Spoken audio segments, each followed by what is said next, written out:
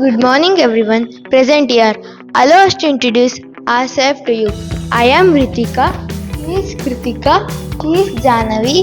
She is Lakshika, and we are from class 4th Vidya Vikasa Vidya Samsthe Chitradurga.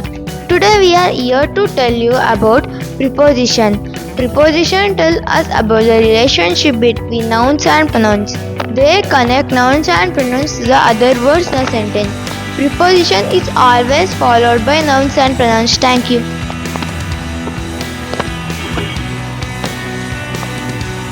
For example, you can observe the picture in this tree.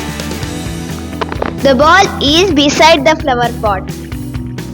The cat is sitting at the window pane. The girl is standing in front of her car. Thank you.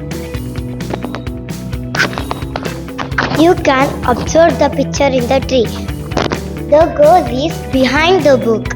The rat is under the chair. The cat is under the tree. Thank you. You can observe the picture in this tree. The girl is sitting in front of the chair. The giraffe is behind the basket. The cat is sleeping on the chair. Thank you.